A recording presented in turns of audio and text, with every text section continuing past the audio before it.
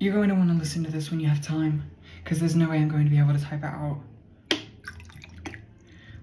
ahead and top my water off, and I'll pour you one as well. Enjoy. Please, get comfortable. Relax. So, I went to Tamil today, which is the main part of Kathmandu. And that's normal. I've been to Tamil every day that I've been here. So Nepal has scams. Not as many as like India, but there's this one in particular. It's the art school scam. And I had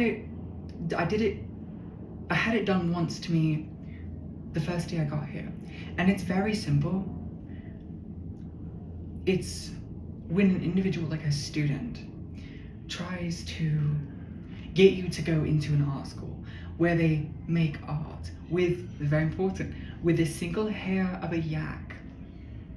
Anyway, so someone walked to me the first day I was here and he was like, come to my art school.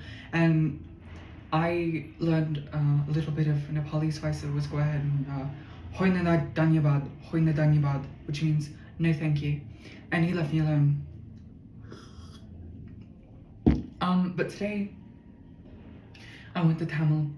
I wasn't going into Tamil. I was trying to go to a garden that was outside of Tamil, and this young, albeit handsome man approached me. And he had asked me some questions that in my mind didn't immediately ring scam, none that I had researched. Now, that's quite normal. They try to build rapport with you before they're just, immediately into the scam. But it didn't kick off any worry bells in my brain. So we're walking around and he's showing me temples and stuff. And I'm like, okay, this guy's okay. And we get to the main area of Tamil, which is so busy. And we're walking around, and he's asking me all kinds of questions. And then he takes me to this particular temple. It's the temple of the Kama Sutra. Kama Sutra is sex. They have a sex temple with a whole bunch of relatively graphic imagery on it. And he walks up to it and he's like, do you know what this is? I'm like, yes, this is a Kama Sutra. I know exactly what this is. And he's like, oh, you actually know? I'm like, And then we continue walking and he's so much conversation. And eventually I point out the fact that I'm a Buddhist and he goes, oh, me too. But then anyway, he brings up the art school and I'm like, you are a scam. Immediately it kicked in. But he's a pretty good scammer, not going to lie. So anyway, walking on, he's showing me all of these temples, which is actually pretty cool because he was telling me the actual Hindu meanings behind them. But anyway, so we get into the art studio and he's selling to me. And eventually I go, no, I don't want to buy. And he's like, oh, why not? It's a good karma. And he's like, I'm not gonna ask any money from you because that will give me bad karma. But can you buy my art for good karma? And I was like, no, I'm sorry, I can't. I don't have any rupiah. I don't have any rupees. Money, I have no money. And he goes, it's okay, we take card. You don't want any money, yet you take card. Oh, okay. So after I said no to everything, I gave him this really long, essentially bullshit explanation.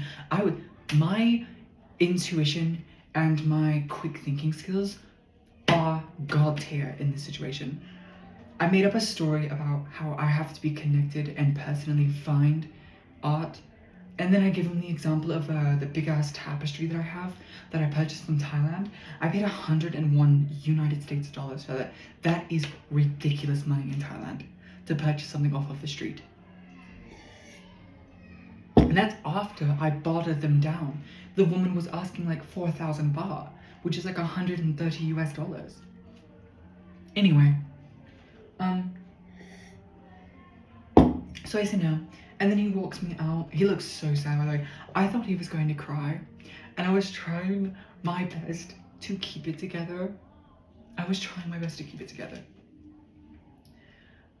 Anyway, we walk out and he's like, okay, can I give you a massage?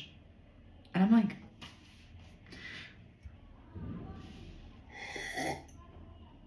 take a drink. And I'm like, no, it's fine. I don't need a massage. And he's like, it's okay. It's like a Thai massage. And I'm like, yeah, I had massages in Thailand, but that's after I went and like sought them out. I researched the people who was doing it. And the people who were massaging me in Thailand are always women. It's an opposite sex kind of thing, opposite gender, opposite sex, both.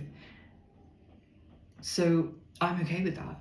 I was being massaged by a woman, for a woman. I shouldn't say opposite, same sex, same gender. So woman massages woman, man does man.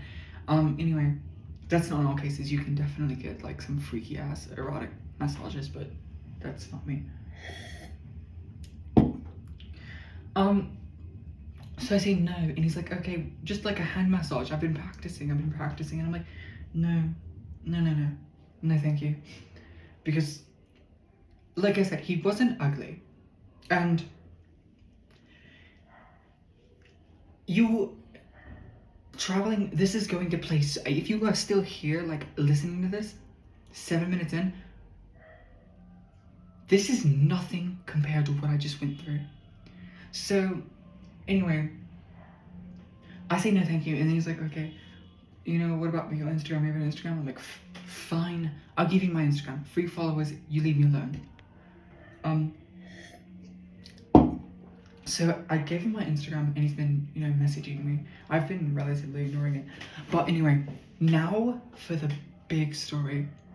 The actual, like I cannot believe this. I can't believe this has happened to me. So I was walking around Tamil still. This was after I actually went to the garden, after the guy left me alone. And this guy approached me, and he started walking with me. And, you know, he immediately started chatting with me, which is normal. I thought he was Nepali, but he was asking me where I was from. And then I got a second look at him, and I was like, no, he's not Nepali, he's Chinese. And I was like, okay, are you Nepali? He's like, no, I'm Chinese, I'm from Hangzhou. And I'm like, okay, that's crazy. That's actually insane. So we spent the entire day together. This man took me on essentially 2 dates in like 4 hours. We were walking, he was talking about all kinds of stuff. It's not really important, it's just establishing a connection, essentially, like a friendship.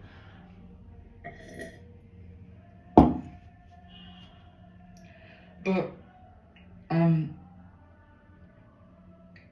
he does not bring up anything sexual that rings off like alarm bells.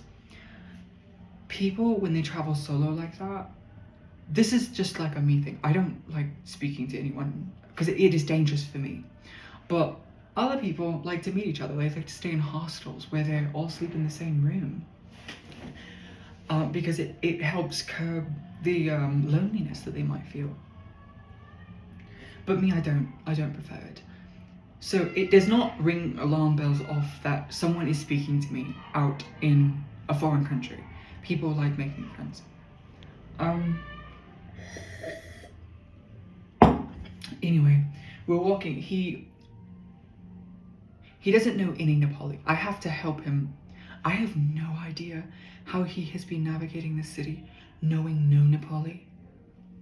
Not even, you know, a danyabad, like a danyabad, a po, or a namaste, senchai, hunu huncha, like hello, goodbye, thank you. You don't know any of that. Like, yes. That's crazy to me. I even asked him, like, do you know Nepali? He's like, no.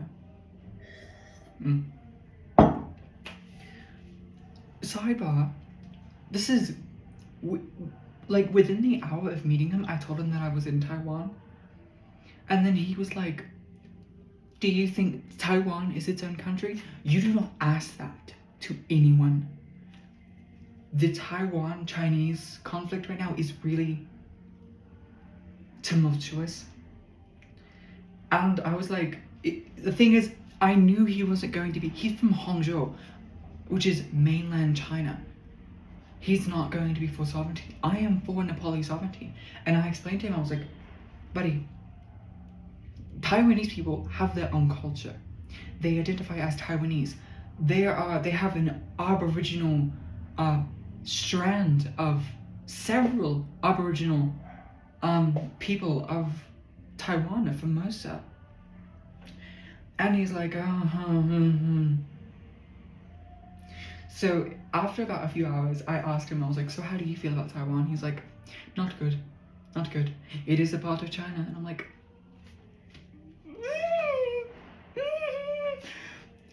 dead fucking silent. I was dead fucking silent. Oh no, I need to get ready for this.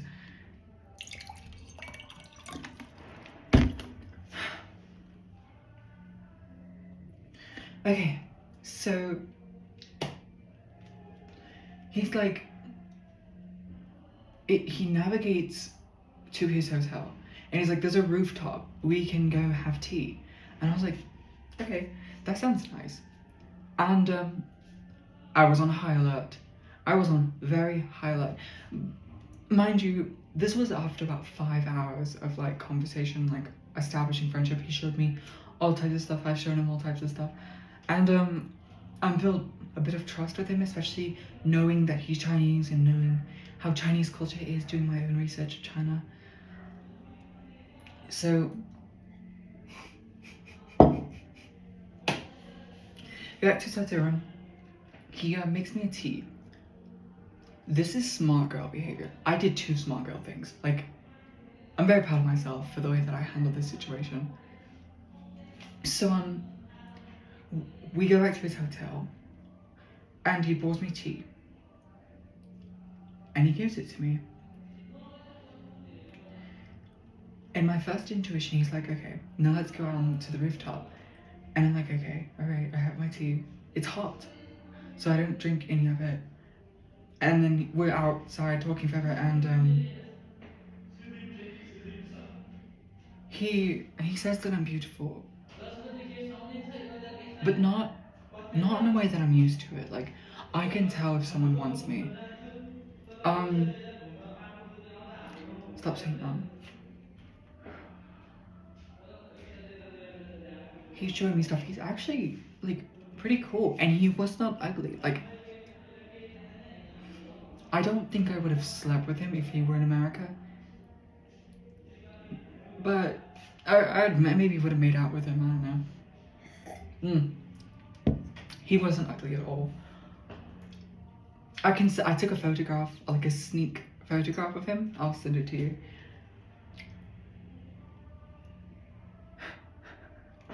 So we're sitting out on this patio, and he goes inside to use the loo.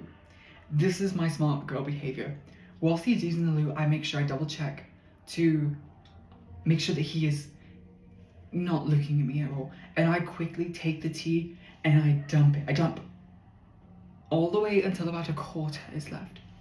And I dump it, and I come back, and he comes back, and he's like, oh, so you like the tea? And I'm like, very good, it's very good, yes.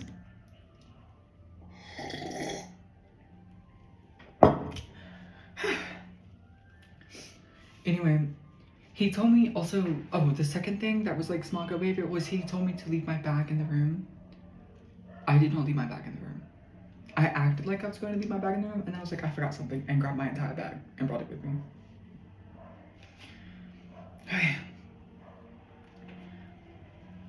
Okay. this is where things get real.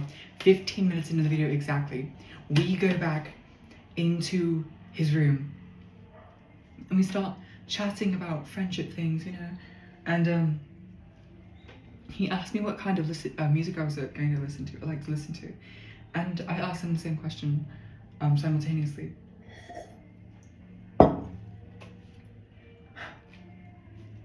I say classical, and then I give him an example, and then I say traditional Chinese. I also give him an example. He starts showing me his music, and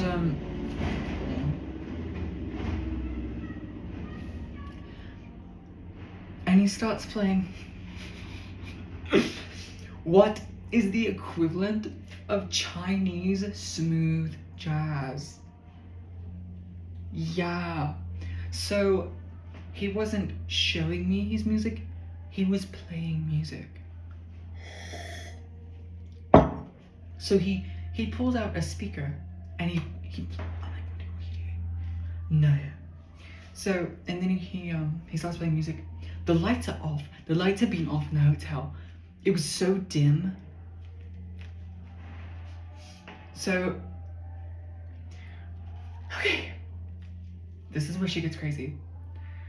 Even more crazy. Like actually crazy. He asked me, how are you feeling? And I was like, happy. Happy. I am very happy. And he's like, how do you feel about me? And I'm like, you're a cool friend. You are a cool friend.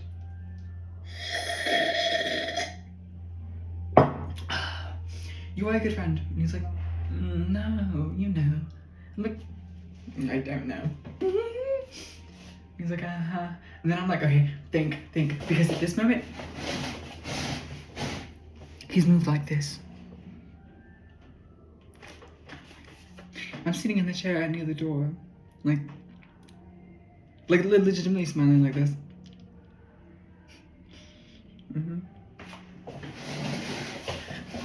So anyway,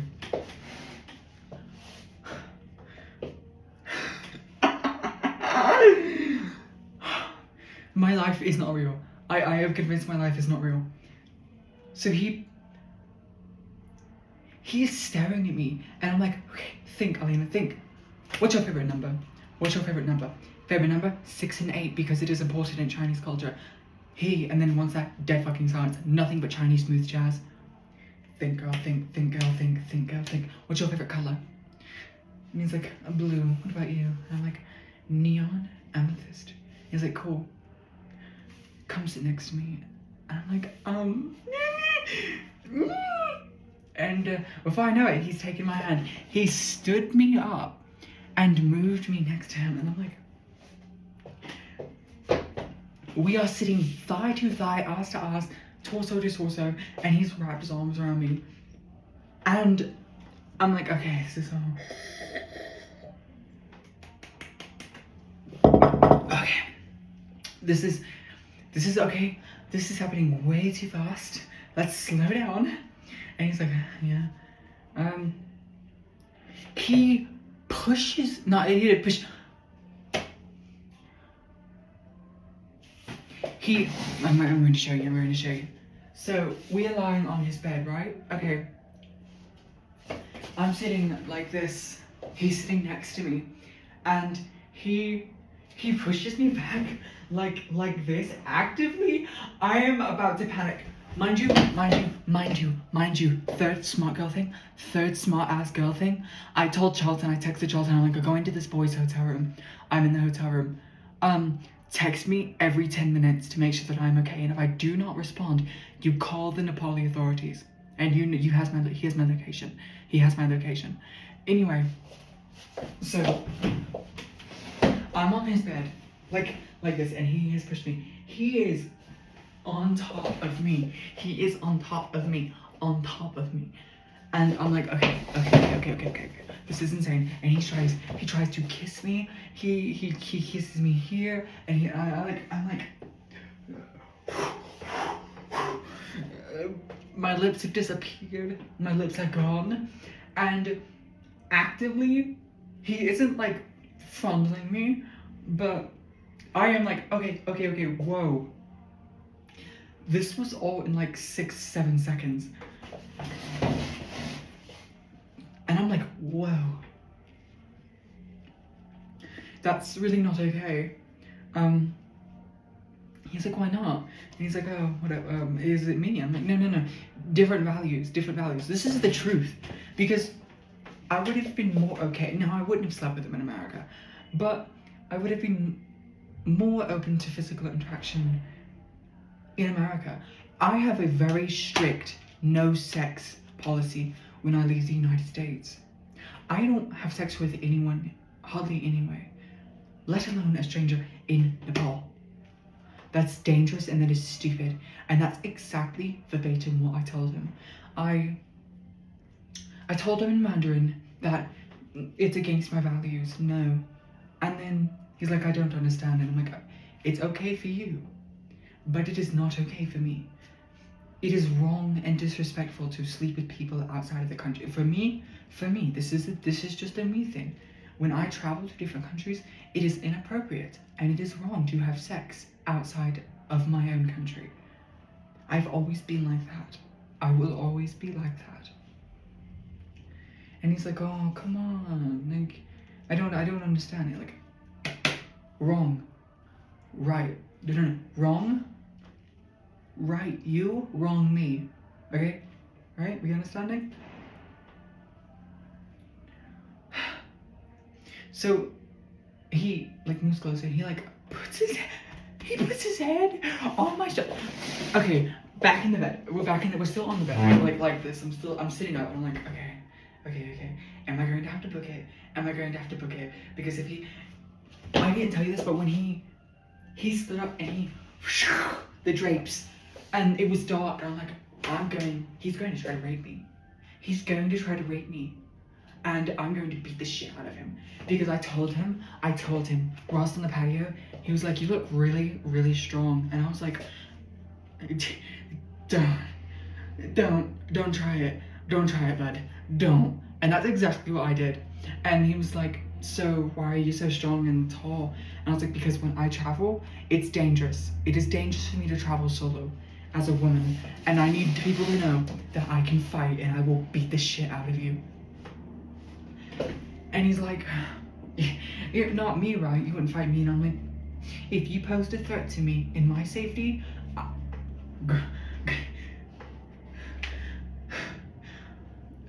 don't try it. And he laughed and he's like, no, I'm a sweet guy. And I'm like, I didn't think you were a weirdo. Anyway, so we're back on the bed and we are lying down still like this, and he's on me. I don't know how I managed to keep finding these Kithian-like people, but he was lying on my chest like it was romantic, and he tried to kiss me again. I was like, no, against my values. And then I was like, okay, it's getting dark. I shouldn't be outside at night. It's dangerous. And we stood up and we hugged, and he like, when we stood up, right? Okay, so we stood up and he like, he didn't grab me inappropriately, but he grabbed my torso, like pushed it into him. And I'm like, we are completely 100% touching. And and he's like, we are looking in each other's eyes, and he's like, still no. And I'm like, nope, it's still inappropriate. It's still against my values. He makes one last ditch effort to try to kiss me, and I go, hug. And at that point, I'm like, okay, it's time to go. And I get up, I'm like, oh.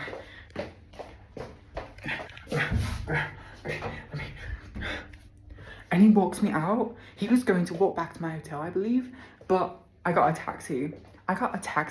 To go 500 feet in one direction because I didn't want him following me. And when the taxi came, he was like, oh, by the way, I deliberately got a motorcycle taxi. That's standard practice for me anyway, but I made sure I got a motorcycle taxi because I know for a fact he would have gotten in that taxi and come back with me. No.